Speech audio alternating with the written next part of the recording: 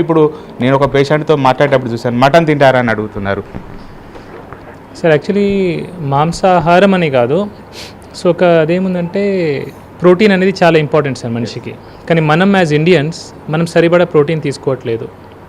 ఇప్పుడు మీరు బ్రేక్ఫాస్ట్ ఏం చేశారు సార్? మీరు ఇప్పుడు ఇవాళ మీ బ్రేక్ఫాస్ట్ ఏంటి? నేను ఒక న్యూట్రిషన్ షేక్ తీసుకున్నాను. షేక్ అంటే మామూలుగా మొలకెత్తిన విత్తనాలు. సార్ మీరు ఒక్కసారి దాని ఇంగ్రీడియంట్స్ చూడండి. ఏ కంపెనీ నాకు చెప్పకండి, కానీ దాని ఇంగ్రీడియంట్స్ చూడండి. దాంట్లో ఫస్ట్ ఇంగ్రీడియంట్ షుగర్ ఉంటుంది. షుగర్ ఉంటుంది, 2, 3, 4, 5 రకాల కెమికల్స్ పేర్లు ఉంటాయి, ఏదేదో ప్రోడక్ట్ ఉంటుంది, మాల్టోడెక్స్ట్రిన్ ఉంటుంది, డెక్స్ట్రిన్ ఉంటాయి. సో ఇవన్నీ షుగర్స్. సో అందులో ప్రోటీన్ అయితే ఉంటుందో దాని బయో అవైలబిలిటీ ఎంతో మనకు తెలియదు.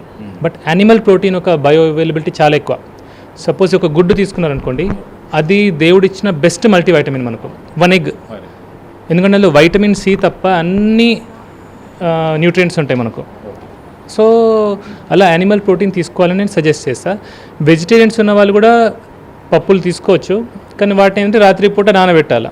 ఎందుకంటే పప్పులలో సాపోనిన్స్ ఉంటాయి. సో కొందరికి అవి పడవు. అవి it's a kind of anti nutrient అంటారు, ప్లాంట్ టాక్సిన్స్ అని కొందరు అంటారు. సో అందుకే రాత్రిపూట నానబెట్టాలి. But best bio available protein అయితే యానిమల్ ప్రోటీన్ ఇస్తారు.